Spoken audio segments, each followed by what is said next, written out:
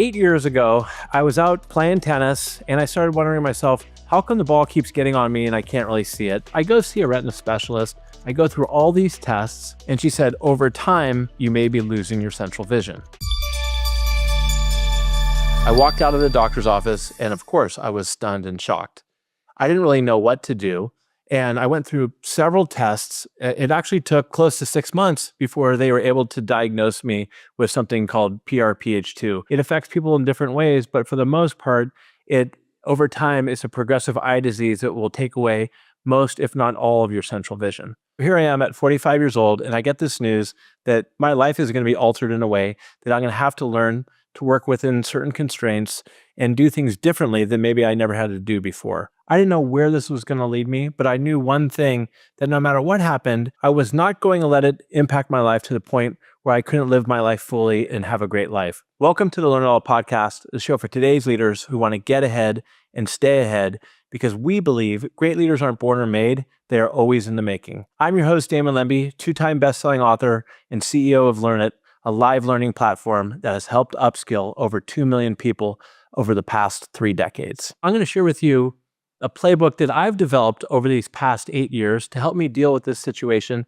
and other areas of adversity. Step 1 is acceptance, which quite frankly is probably the most difficult. I'm not going to wake up one day and all of a sudden my eyes are going to be better. And by the way, what I have, there's no cure for it. People ask me all the time, can you get a bionic eye? Can you have surgery? Are there any cures in the near future? No, there's not any cures in the near future, but it is what it is. So I have to accept it and move forward.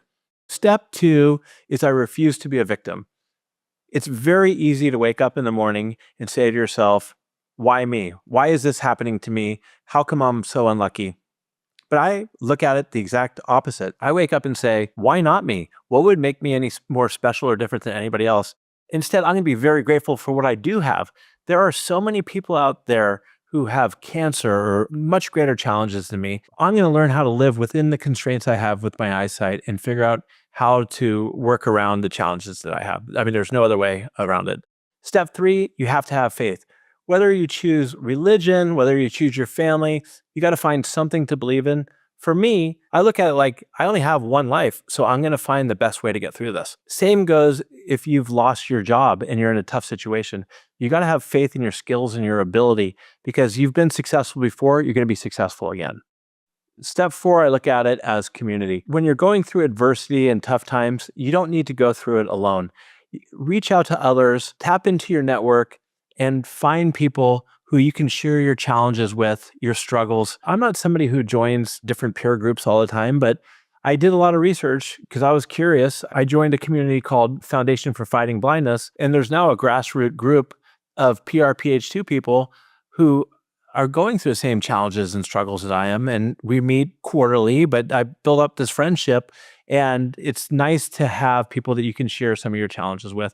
If you're going through a hard time at work, find mentors, find somebody that you can speak to. And if you don't have anybody, go on LinkedIn and you can connect with people there and probably spark up a conversation. Community is so important. Whatever challenges or hard times you're going through, keep in mind, you don't have to go through it alone. The final step in all of this is leading by example, turning what can be looked at as a huge negative into a positive. There's a couple ways to do that. One is when you have constraints, how do you use these to your advantage?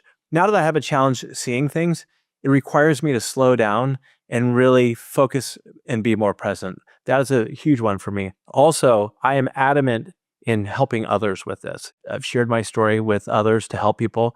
And most importantly, I have 2 young children. And as time goes on and maybe my eyesight continues to get worse, I want to see that their father has the courage to continue to move forward, won't be a victim, and can lead a great life, because nobody gets through this life unscathed.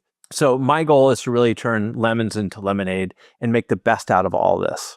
As I begin to close out here, what I want you to take away from this is we're all going to go through some form of adversity in our lives, whether it's ourselves directly or the people we love, and we have to find a way to do our best with it. And I hope that the steps that I went through with you, which is step 1 is learn to accept it and make the best out of it. Step 2 is fight to overcome the victim mentality, which is very easy to fall in.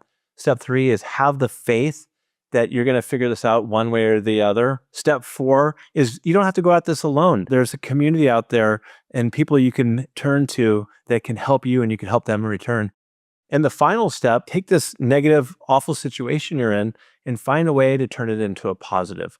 Lead by example, help others, give back wherever you can, and show people that this isn't who you are or this isn't going to define you, that you're going to work through this and you're going to make the best out of it. If you know somebody who's struggling, connect with me on LinkedIn at Damon Lembi or reach out, whether you're going through a very tough challenge, whether you got divorced or whatever it is you got going on in your life. Get up every day. We've made it through all of our toughest challenges.